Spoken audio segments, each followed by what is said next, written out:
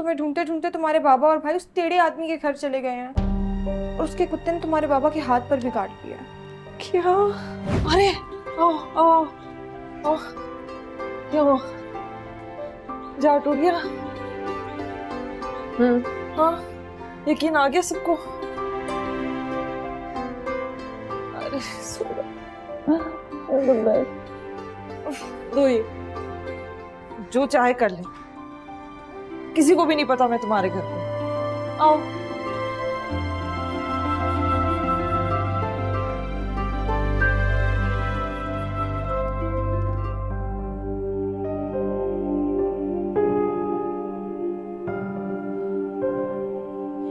अरे पर वो ऐसे कैसे भाग गई? उसका तो किसी से चक्कर भी नहीं था और हमने कोई सख्ती नहीं की उस पे। नाखुश भी नहीं थी इस शादी से। लड़का भी तो अच्छे घराने का है, इतना जेवर बनाया था उसने रामीन के लिए। निकल आया पापा। रामीन के मोबाइल का डाटा निकलवा लिया मैंने। एक नंबर मिला है जिस पर उसने रात को कॉल की थी। इस नंबर की हिस्ट्री से लेकर मिस्ट्री तक सब निकलवाओ। एड्रेस भी लिखवाओ इसका। हरी आप जल्दी। हाँ जल्दी जाओ बेटा, जल्दी करो। क्या हुआ? मैं तुम्हारे कहने पे तुम्हारे घर की सिचुएशन देखने गई थी।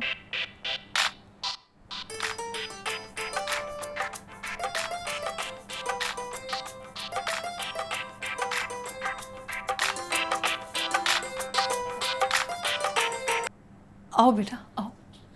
देख रही हो हमारी मजबूरी। MP3 पे शादी ब्याह के गाने लगाए हुए हैं ताकि लोगों को लगे कि इस घर में शादी ब्याह की तैयारियां हो रही हैं। जी जी। तुम यहाँ पे क्या करने आई है? मैं वो रामीन का पूछने के लिए आई थी। उसका कुछ पता चला? ये तो तुम फोन पे भी पूछ सकती थी। यहाँ पर आने की क्या जरूरत पड़ी? क्या हो गया फरहान? सहेली है उसकी। तभी तो ये यहाँ पर आती है, पूरी सूरत हाल का जायजा लेती है और सीधा उस रामीन को बताती है। नहीं नहीं अंकल, ऐसी कोई बात नहीं है। मैं ऐसा क्यों करूंगी? ऐसे किसी पर इल्जाम नहीं लगाते फरहान। तो फिर उस दिन जार लेट क्यों गिरा? चल। मैं उस दिन नोटिस कर रहा था ऐसे कि रामीन का भागने को सुनकर ये कैसे रिएक्ट करेगी। इससे जार फौरन क्यों नहीं गिरा? ये क्या बात हुई अंकल? अच्छा, और तुम तो रामीन की दोस्त हो ना?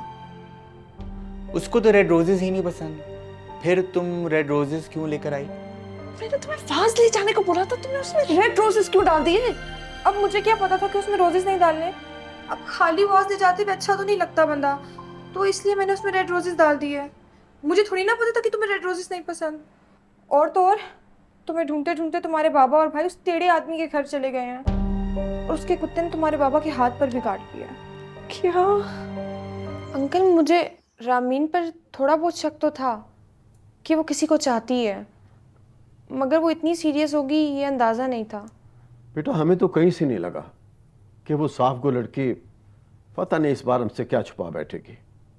कितने शौक से उसने इतने सोने के जेवर बनवाए थे, वो भी नहीं लेकर गई। पता नहीं उस लड़की के दिमाग में क्या चल रहा है। अच्छा अंकल, वो जिस बंदे के कुत्ते ने आपका हाथ काटा था, क्या मुझे उसको एड्रेस दे सकते हैं? क्यों बेटा? वो मैं अपने तौर पर देखूंगी ना, क्या पता रामीन सच में वहां हो। मुझे तो अब भी तुम पे शक है।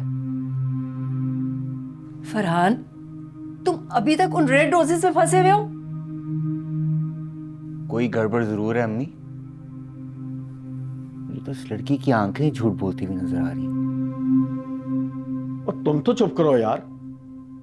ये जासूसी फिल्मों वाले हरबे कहीं और आजमाना। क्यों तंग कर रहे हो बच्ची को? ठीक है बेटा, मैं तुम्हें फॉरवर्ड करूंगा उसका एड्रेस। बस कहीं से पता लगाओ उसका। अभी दूल्हा वाले घर को यह मालूम नहीं हुआ कि लड़की भाग गई है। वो बेचारे तो अभी शादी की तैयारियों में लगे हुए हैं। वो जब दूल्हा का फोन आता है ना, तो तुम्हारी आंटी ढोलकी वाले गाने की आवाज ऊंची कर देती है और मैं बहाना बना के कहता हूं कि रामीन अपनी सहेलियों में बैठी हुई है, बात नहीं हो सकती। और इससे भी तसल्ली नहीं होती ना तो दूल्हा मियाँ मुझसे कहते हैं कि आजकल कौन सी लड़की है जो इतने दिन मायूं बैठती है। अब उपटन का ज़माना तो रहा नहीं, एक दिन पार्लर जाओ, मैनिक्योर पेडिक्योर करा के आ जाओ और लड़की निखर जाती है। अब मैं भी कितने बहाने बनाए जाऊं आखिर। बेटा, इससे पहले कि हम बेनकाब हो जाएं, उसका पता चलाओ, ढूंढ निकालो उसे कहीं से। क्योंकि मैं ग्रीन हूं।